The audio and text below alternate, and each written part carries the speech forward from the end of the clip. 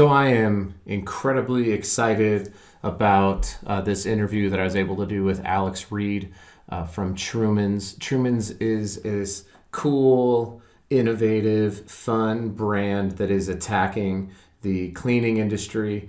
I have just, as a consumer, really enjoyed like I said, not only their branding, but also their packaging. I love how they have used packaging to differentiate. And so Alex and I get to get into that, his background, how they even came up with this idea, and even some of the new exciting products that they're going to start shipping here in a couple of weeks. So if you can, go ahead and support Trumans. They're a direct-to-consumer e-commerce business. You can see the website here, trumans.com, and you can pick some stuff up. Also, you can connect up with Alex on LinkedIn, and I will put his contact information on this post and in the podcast notes. So, cool deal. Let's get going. Here's my interview with Alex from Trumans. All right, so I am here finally with Alex Reed from Trumans. Alex and I got to know each other through the magic of the internet because you are you in Kentucky? Is that where you live? Yeah, I'm in Louisville, Kentucky. Okay, so in Colorado, we pronounce it like Americans, and we pronounce it Louisville, Colorado. It's not Louisville? See, everybody outside of Kentucky usually calls it Louisville. No, because so if you were French, that would make sense. Because you probably don't say St. Louis. Yeah, right. You know what I'm saying? It's the same word. So Colorado's got it right. So anyway. All right, teach their own. So you're in, how do you say it? Louisville? Louisville. Yeah, it's this really kind of dull, slurred word. You know, it's just the jargon when you're in Kentucky. We have a lot of villes. You've got Danville, Pikeville, Louisville. I don't know how that started, but it's how everything's pronounced when you're here in the state. We also have Versailles instead of Versailles, if you were curious. So you adopt the French pronunciation of Lua, and then you just go with Versailles. Yeah, there's not a lot of rhyme or reason to it. That's all right. Welcome. There's a town here in Utah, and it's spelled hurricane, like the natural disaster or hurricane, but everyone pronounces it hurricane, and I don't know why. Nobody can tell me. Yeah, so we've never met in person, but we've connected just through the Trumans brand and what you guys are doing, and I'm excited to talk about that. But maybe just tell us, who you are, just basic information. How'd you get into marketing, and how'd you get to Trumans? And you can say big ass fan if you want to. Yeah. On the podcast. So. Yeah. No, that's awesome. Yeah, I started as a marketing intern a little over a decade ago with a company called Big Ass Fans based in Kentucky.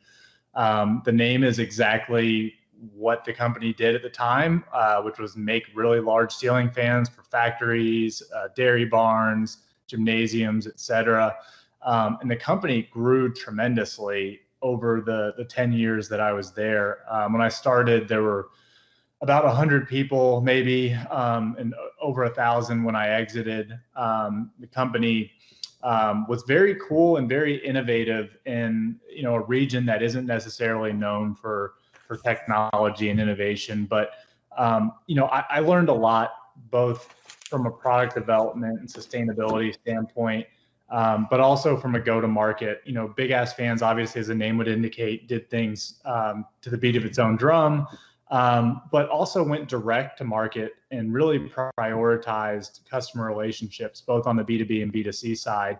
And I got to see that transform the company over 10 years, because when I left, most of the company's revenue and growth was coming from its existing user base. It really knew how to treat customers well, and then introduce new products, new services like install and preventative maintenance and things like that. And take advantage of those great relationships that it had built. And I actually met my co-founder at Trumans, which is the company that I now run, at Big Ass Fans. He came on from a big corporate background. He was with GE in New York, had spent his last 10 years there, and he had been brought in really to rethink the business structure and get it ready for a sale. Big Ass Fans had been founder led for its entire 20-year existence. He was ready to move on. And so John came in and brought me onto the team that helped ultimately sell the business. And I got to know him really well. And even though we had extremely different backgrounds, we both had a passion for challenger brands, if you want to call it that, or, doing things differently and having fun too. We're very lighthearted guys, as you mentioned in your intro. And he and I talked a lot during the sales process about how on the other side, at some point, we'd like to do something together. That something just happened to end up being cleaning. And I always joke with people that I went from ceiling fans to cleaning products. So I must have a passion for like the most boring product category that one can possibly get into. But I think what's cool about boring product categories is they're only boring because the brands have allowed them to be so. You don't have to be boring in the products that you produce, in the branding and the messaging with your customers and the go-to-market. There's a lot of ways to differentiate. And to me, the more inherently boring a product category is, the more interested I am in how it can, you can rethink that and do it differently. So we started Trumans. I guess we started it in 2018. We launched it in the spring of 2019 formally. And so we've been in market for a little over a year, and it's been an amazing journey. And, just for both of us, I think at this stage of our career, it was really about challenging ourselves, doing something ourselves, and really making a difference, doing something that we felt good about from an end result standpoint. And so that's what we're focused on right now. We're having a great time doing it. Was your background, I know you mentioned you came on as like a marketing intern. Is that what you did you study in school anywhere, and how did that come about? I went to the University of Kentucky, which was actually how I ended up finding out about Big Ass Fans. My professor recommended me for the internship, so I got connected that way. But I was really more of a journalism and communications person than a pure play business and marketing. Writing was kind of my passion. And it wasn't until that internship that I realized how interested I was in business. Of course, that was towards the end of my college career. But we had such an amazing founder at Big Ass Fans. He was the bootstrapped entrepreneur, poured his whole life into it, sold his house, maxed out credit cards, like the whole nine. And he was very hands-on with me, even as an intern, which I thought was amazing. And I'm still so blessed to this day to get that level of attention. But I got experience in so many different areas of the business. Started in marketing. I was involved very heavily from a product management standpoint. In fact, I launched our first consumer product and brand in 2012, direct to consumer. And that was really before direct to consumer had become trendy. It was just the only way we knew how to go to market from our B2B time. And so what I always describe the environment and the culture as is like entrepreneurship, where we got a lot of leeway to make mistakes. I got budgets that I should not have been responsible for with my experience level. And it was just a culture that allowed failure in a controlled fashion. And I was very fortunate from that standpoint because I got a little bit of the experience of being an entrepreneur without all of the risk and the downside. Yeah. And so as my career progressed over that 10 years, I really learned a lot about different areas of the company and had a chance to run various groups. And I think ultimately that's what helped prepare me for this. Now, of course, John had more of your traditional like GM type upbringing through GE, where they have the executive leadership program, more formal institutional training. And it's funny because I think that's what made us a good match, is I kind of cut my teeth in a very gunslinging entrepreneurial type culture. And he got a lot of the good practices, management skills that, GE will beat into your brain. And together, I think we make a really good co-founding team because we have overlap, but we have very different perspectives, but shared goals. Are you saying that John's background was boring? It sounds like you're calling him boring. Well, he did. Yeah, he would say that, I think, but he did his best to innovate within a boring entity. Right. He's actually writing, I'm going to plug him for a minute. He's actually writing a book that's going to come out later this year that explores deeper that concept of of kind of breaking further and further away from corporate life, because he went from GE to Big Ass Fans, which was a big leap to go from one of the largest companies in the world to Lexington, Kentucky, where he had no ties, no root, Right. and do that for several years, and then an even bigger leap to start his own company. And so I think he recognized how challenging it is to innovate when you're that large. But yeah, I think his background, is not wasted. There's certainly a lot of good skills picked up in doing that sort of thing. Oh yeah. I mean, one of my favorite business books is Measure What Matters, and it details a lot of the inner workings of Intel and just how that how innovation had to keep happening even as the company got to a point where it's like, we can't get any bigger. Well, you almost have to anymore. So that's cool. And I do love the if you're not connected with Alex and with John, you guys should, because your guys' interplay is awesome. And I can only imagine that is certainly, it's not fake, and that it seems to be birthed out of a not just a genuine friendship, but also higher than that, just a genuine respect for one another. That kind of playful back and forth that you guys have, I think is pretty fantastic. So when that stops, I'll know that Trumans is in trouble, I guess. No, it's us. We used to text each other in meetings and email and stuff like that. And I don't know, we like I said, we have very different backgrounds, but a similar just kind of outlook on life, and that lightheartedness spills over not just into what you're describing on LinkedIn, but into the Trumans brand, which is a lot of fun to work on together.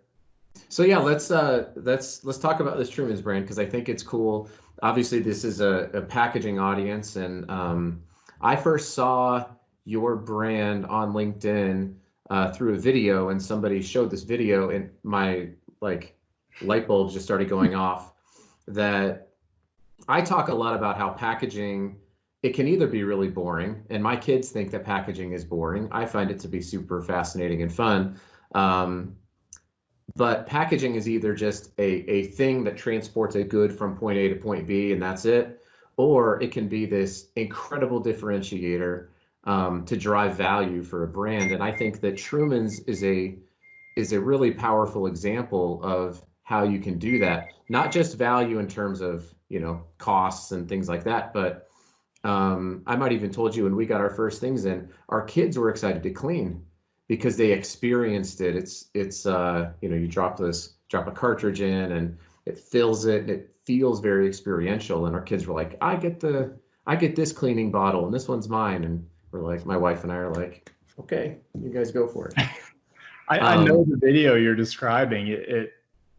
I mean, pun intended here, because we love puns, but we got lightning in a bottle with that video. It was so powerful, I think, when people saw it, because you're right, it clicked that, wow, you really don't need this full bottle of ready-to-use cleaner in a single-use bottle. There's a better way to deliver it. And we certainly didn't expect to have the impact. I mean, we knew it was cool. We didn't expect to have the impact you described, which was such a visceral reaction from people about a cleaning product of all things. Right. Well, you guys won an award. I know I saw it at what show was I at? You guys won a packaging award, right? We've won several, actually. Okay. The one you might be referencing was the Dow packaging. The Dow one, yeah. Yeah. And we won 2 from them, which is crazy. And it's not just the bottle and the cartridge design of the system, which I can demo in a moment, but the packaging itself was the shipping packaging was a fun experience for us, because that was literally something dreamt up in my garage, not in like a Silicon Valley story, but we were playing around with how to configure it, and not with like a sustainability goal in mind, but more of like, how do we eliminate dead space? We don't want to pay for shipping air if we don't have to. We don't want to have more material in here than we need. Right. And so it was a fun exercise and really meeting financial objectives that also aligned with sustainability objectives. And That's now carried over into some of our product development efforts with new stuff. But again, it was a very organic process for us of just, okay, well, now that we kind of know what our product line looks like, we got to figure out a way to get it from point A to point B. Right. And these are, again, we're two guys that don't have packaging backgrounds, but we knew it was going to be a focus for us, being an e-commerce business and having an undertone of reducing footprint, not to overlook that area of design. Right. And now it's become a priority for us. Yeah, but I think that's, and this isn't, I have a really high level of respect for packaging engineers, because I think that they provide a ton of value.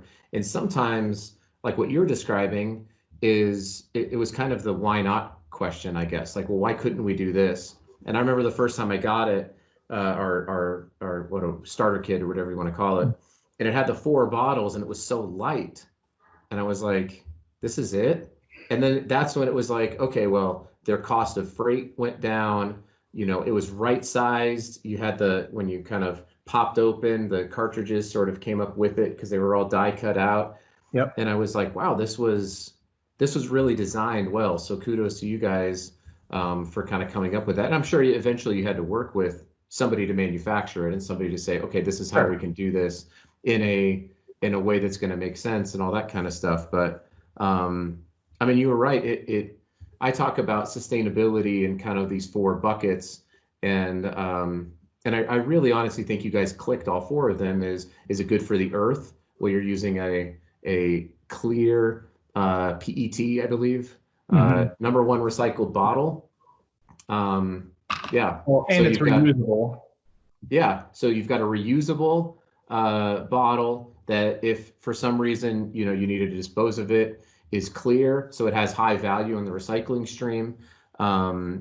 You're not shipping water. I'm using my own water, which I'm totally able to do. The cartridges are small, so refills take up so it's good for the earth.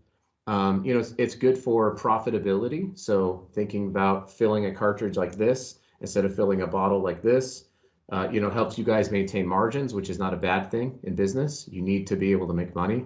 And that seems to be this thing that nobody wants to talk about, but like you talked about, you're shipping less, it's okay to be efficient and to be profitable. You've done a great job with making it good for the brand. It's simple. And the communication is clear. Seems like you've got a good voice, and then it's got to be, good for your consumers, and it's easy enough to use. It's not complicated. So it kind of clicked all those 4 buckets. And yeah, it might be cleaning, but those principles can apply across so many other industries, to be able to look to you guys as somebody who's innovated in using packaging and innovated in a way to be holistically sustainable across the board. So I can say that to your face now. Kudos to you. Well, I appreciate it. And I think, you're obviously on the higher level scale of understanding of supply chains and packaging because of your profession, but we've made an earnest effort with our consumers to educate and really just more so be transparent about why we've made certain decisions. When we first launched, this is obviously a plastic reducing product on the whole compared to ready to use bottles, but we still got the question from people, if you're trying to solve the plastic crisis, why are you using a plastic bottle and not a glass bottle? Which is a fair question to ask, but the way we look at everything is through a lens of multi-dimensional sustainability. So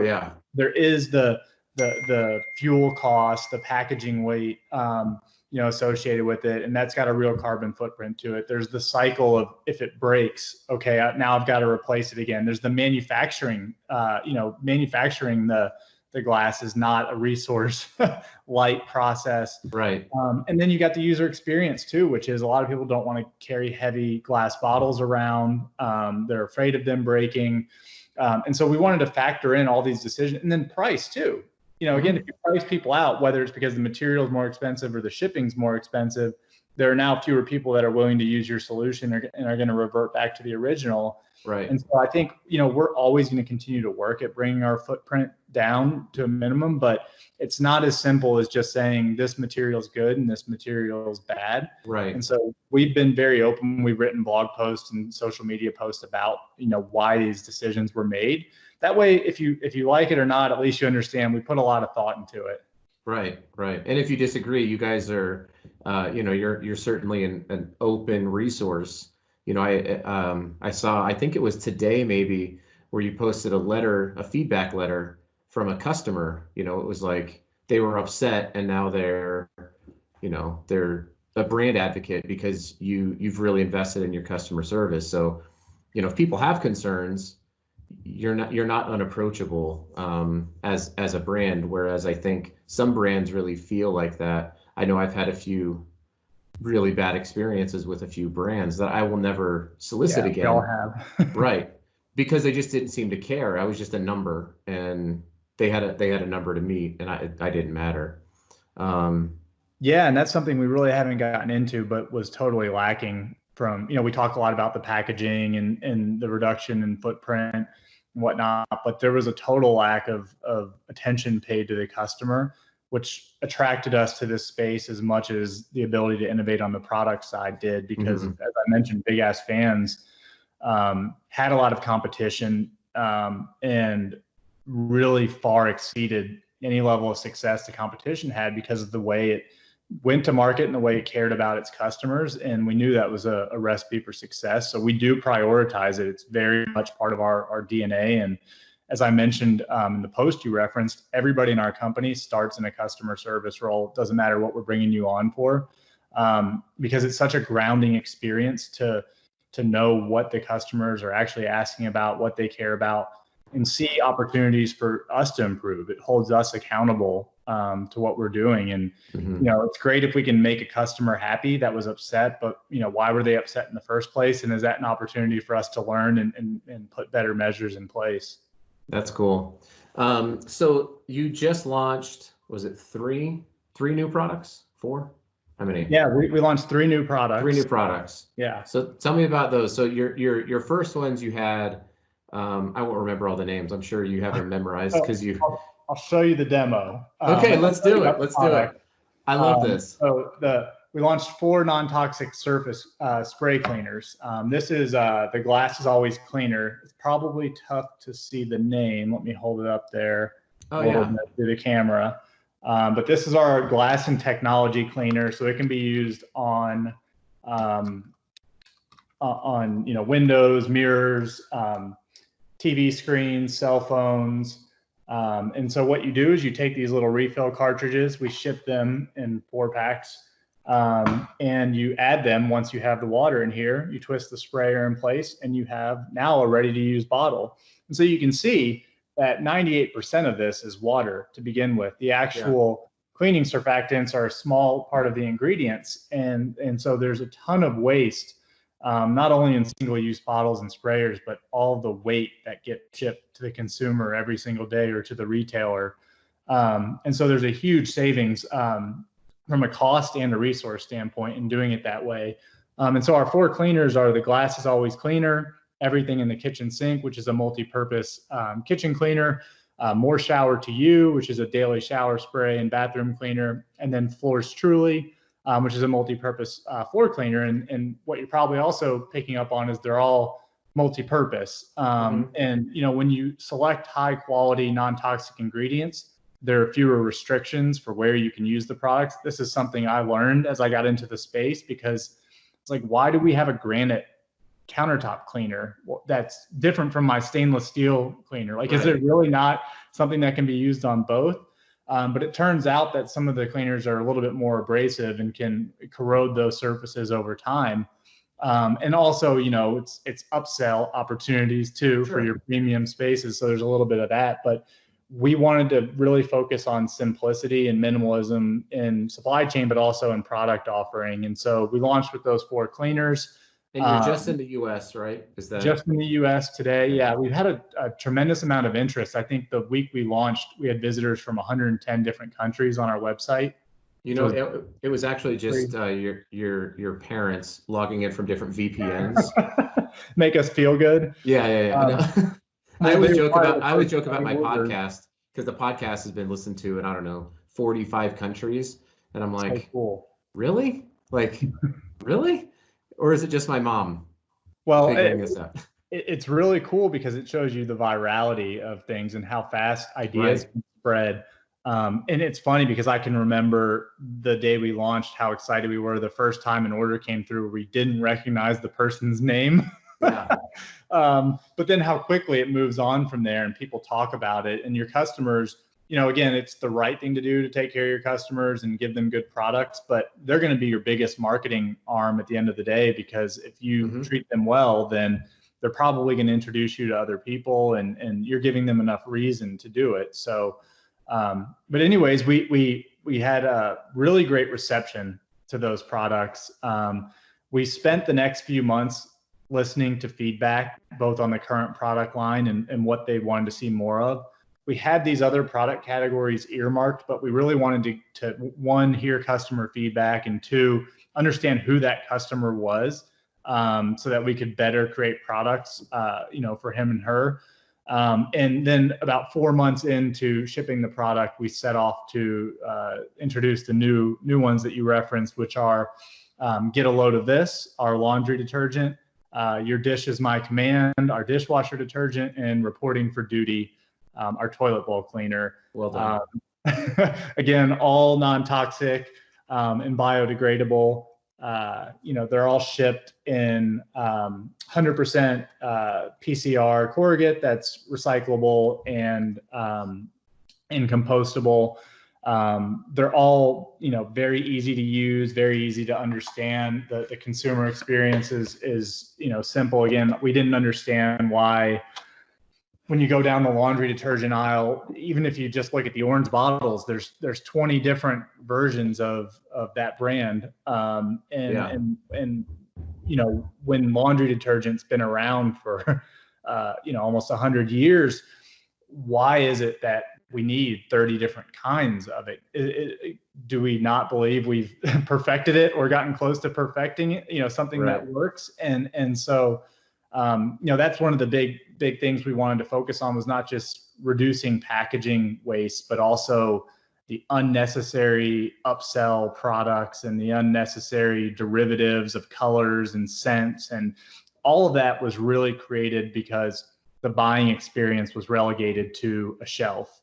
And how do you sell on a shelf? It's bigger, it's brighter, it's louder, there's more of it. And so cleaning was not built for e-commerce. And we saw a big opportunity to really think delivery first. And I think that's a big part of what you see come out in our packaging and our branding, is that we don't have to think about how it's going to fit on the shelf. We have to think Right. about how we're going to get it to your home, and then what that user experience looks like. Yeah. And I mean, how long did that? So if you take the cartridge, I mean, that had to have been, I mean, how many different iterations of that cartridge did you have to go through? Or was that already something that either you or John had already thought of? Or, I mean, Yeah. without divulging any secrets, obviously, No, but no, no, no, of course. And the thing about it is, like, we want to see more companies go this direction. We're going to be continually innovating on our IP, but the idea of shipping concentrate in consumer friendly forms is not new. yeah. Concentrates have been around for a long time. They haven't been prioritized because of exactly what I was describing, which is the retail shelf. I mean, putting that cartridge at a similar price next to this giant bottle that's ready to go, it's probably not going to get a lot of attention. It's going to get knocked over. Can I tell you a funny story about that? Jump in. So, sorry to interrupt, but this just reminded me of it. So I have like some like precious metals, like silver and gold, not a lot, but I remember my 12-year-old, I gave him like a quarter ounce gold coin, and I told him how much it was worth at the time. I don't remember, $400. And he's looking at it and he's like, this is a terrible investment. This thing is not worth anything, because it feels so light, and he doesn't Totally. understand the markets and things like that. So anyway, it's No, that's that kind of exactly. Yeah. perception. Yeah, and so what we observed, and John actually had some familiarity with the commercial space through past business connections.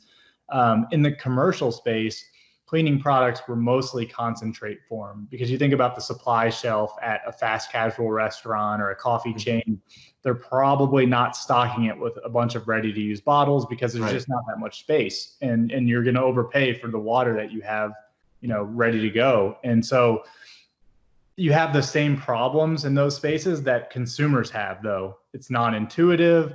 I'm not comfortable mixing it. I'm not comfortable touching it. You saw a Yeah. lot of mistakes and safety concerns. And so what happened was there was a lot of innovation to make it easier for these store associates to dispense the concentrate and be ready to go. The same problem applied at home. A lot of the concentrates that you would buy today at a store are in big gallon jugs, or they're a powder that you have to mix up. And whether it's apprehension or laziness or uncertainty, they're just not adopted by mainstream, consumers. It's Right. generally the ready to use stuff. And so we saw an opportunity to iterate on an existing platform, again, that was very widely used commercially, and make it available for consumer use. And so there weren't that many iterations, to your point. A lot of the focus was around the product line, making sure it was very simple, making sure from a design perspective that it was intuitive. And as you'll notice in this bottle, there's a natural fill line in the shape of the bottle. It makes it less likely that you're going to overfill with water or underfill and have the wrong dilution rate. Those sort of things were important to us because we've seen what poor execution in this space looks like. And we firmly believe that's a big part of why it didn't take off, because for all the reasons we mentioned, it's financially more beneficial. It's better for the planet. The consumer gets more value. There's really no reason not to do it, but I think it's a lot of it's been poor branding and poor user experience. And so that was really where we focused a lot of our effort. How many questions do you guys get about when are you going to come out with a hand sanitizer?